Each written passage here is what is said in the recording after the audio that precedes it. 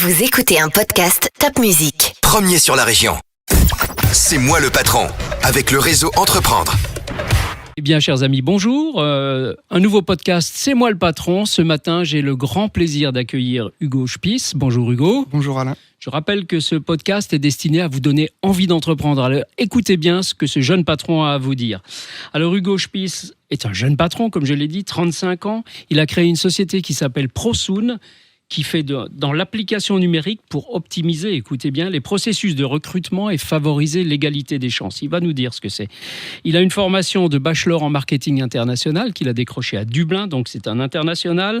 En 2011, il a fait un master de management à l'ISEG et puis il a repris des études dans le cadre de la création de son entreprise en 2019 pour faire un master de droit de l'économie numérique. Il a longtemps travaillé dans un journal local que tout le monde connaît, Les Dernières Nouvelles d'Alsace.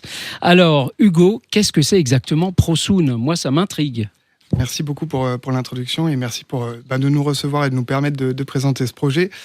Donc en fait, pendant que j'étais effectivement salarié au DNA, je découvre une technologie qui s'appelle la blockchain. Et en fait, je comprends que cette technologie permet de créer de la preuve numérique infalsifiable.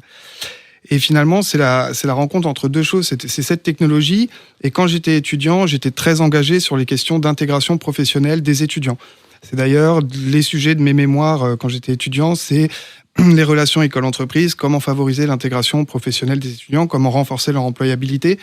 Et donc, j'étais très sensible à ça et j'avais remarqué qu'il y avait de gros problèmes par rapport notamment à la falsification des diplômes. Également par rapport à la reconnaissance des compétences au-delà des diplômes, puisque quand on est étudiant, on fait plein de choses, on a plein d'expériences associatives, professionnelles, des réalisations, etc. Choses qui malheureusement disparaissent, sont pas vraiment valorisées, sont pas vraiment reconnues. Et au-delà de ça, il y avait toutes les problématiques liées aux discriminations à l'embauche. Et en fait, quand je découvre cette technologie, je me dis qu'on peut transposer les atouts de cette technologie au monde de l'éducation, de la formation et de l'emploi, en créant de la preuve numérique dédiée aux compétences et aux qualifications de chacun. Et ça a commencé comme ça, et puis à un moment, les convictions ont pris le dessus. C'est vrai que je me sentais un peu léger au niveau compétences entrepreneuriales, justement. Donc faire le saut dans le vide, c'était un peu compliqué.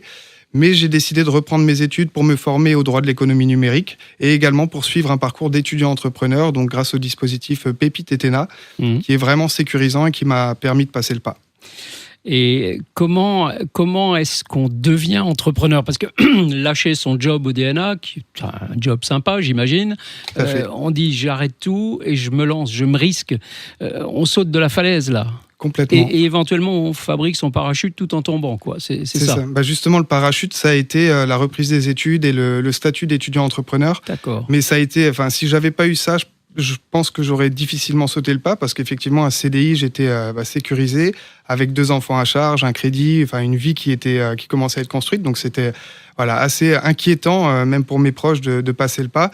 Mais je crois que finalement, la conviction que ce projet avait du sens pour moi a pris le dessus et donc j'ai craqué et j'ai fait ma rupture conventionnelle pour me lancer.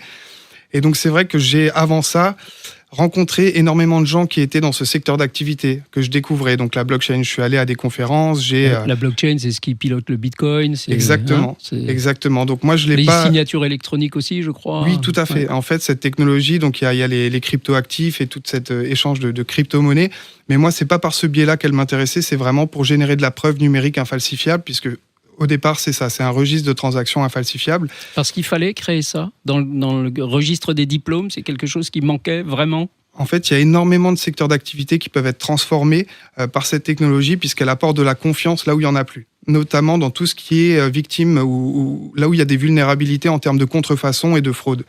Et les diplômes, c'est vrai qu'aujourd'hui, pour $100, vous êtes diplômé de Stanford sur Internet, on vous envoie un faux diplôme, en 1 semaine, vous êtes livré. Et sur des réseaux comme LinkedIn, on apprend qu'une personne sur 3 qui dit avoir fait HEC, finalement, n'a jamais mis les pieds à HEC. Une personne sur 3 ? Une personne sur 3. Oh. C'est source l'école du recrutement. Et donc, faut s'imaginer derrière le recruteur qui doit faire ce travail de vérification qui lui prend énormément de temps, ou alors il l'externalise, ou alors il prend le risque de recevoir quelqu'un sur la base d'une photocopie d'un diplôme, mais la raquette, elle est complètement trouée. Et là, la blockchain, comme dans plein de secteurs d'activité, elle apportait cette réponse-là du côté infalsifiable de la donnée et incorruptible. Donc j'imagine que vos clients, ce sont les écoles, les grandes écoles qui délivrent des diplômes. Exactement. Les lycées, l'éducation nationale. Alors on a commencé par l'enseignement supérieur et tout ce qui concerne les professions réglementées. Donc on a eu la chance d'engager avec nous l'école des avocats du Grand Est, les RAGE. On a d'ailleurs nos bureaux qui sont au sein de cette école, puisque la directrice nous a accueillis et nous a incubés finalement au sein de son école. Et on a pu développer l'application directement en co-construction avec ses partenaires. On a aussi des écoles de commerce, des écoles d'informatique qui nous ont suivis sur le projet. Et donc ça, c'est la première étape, c'est engager les écoles avec nous pour qu'elles émettent des attestations numériques certifiées, diplômes et des badges de compétences qui vont permettre finalement des micro-certifications qui vont valoriser tout ce que fait l'étudiant, tous ses accomplissements, toutes ses réalisations pendant ses études. Et même au-delà, j'imagine, dans la vie professionnelle, on dit qu'aujourd'hui, il faut se former tout au long de sa vie avec des moments où il y a des séquences de diplômes. Je pense Exactement. Que vous êtes actif aussi à ce niveau-là. Exactement. On a envie en fait d'aller sur cette transition vers la formation continue et finalement d'accompagner le salarié dans sa montée en compétences pour lui permettre de reconnaître tout ce qu'il aura appris pendant son parcours professionnel et d'avoir d'être pilote de ses perspectives d'évolution finalement au sein de son entreprise. D'accord. Et puis derrière, il y a effectivement une solution pour le recruteur qui va pouvoir aller dénicher des talents. Et là, nous, on l'engage dans une démarche pour l'égalité des chances parce que la blockchain, c'est aussi la souveraineté numérique. C'est-à-dire que l'utilisateur a le contrôle sur ses données et c'est lui qui décide qu'est-ce qu'il partage, avec qui il le partage. Donc on peut ouvrir des données type certification académique à des recruteurs qui recherchent par exemple un avocat. Il va voir que quelqu'un détient le diplôme d'avocat, il le contacte et si l'avocat junior est intéressé, il va ouvrir ses données personnelles. Donc en fait, le sourcing du candidat se fait sur la base de profils qui sont anonymes. On ne sait pas si c'est un garçon ou une fille, on ne connaît pas son adresse, son âge. Par contre, si le candidat est intéressé, on découvre son identité dans le cadre de la prise de contact pour l'entretien et ça permet de s'engager dans une démarche contre les discriminations et ça peut s'intégrer à un programme RSE.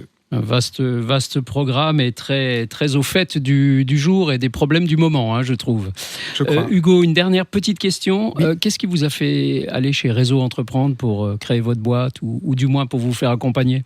Alors, en tant que primo-entrepreneur, on a besoin d'être accompagné, de rencontrer des mentors, des gens qui nous accompagnent. Et je crois que tout au long de la vie du projet, à chaque étape, il y a des structures qui sont pertinentes. C'est quelque chose d'assez chronologique.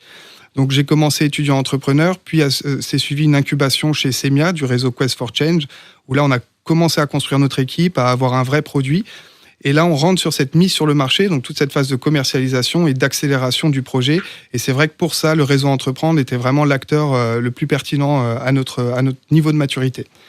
Réseau Entreprendre qui a inventé la pilule qui combat la maladie de tous les dirigeants, la solitude. Complètement. Merci beaucoup Hugo. Merci à vous. Et longue vie à votre entreprise Prosoon. Merci beaucoup.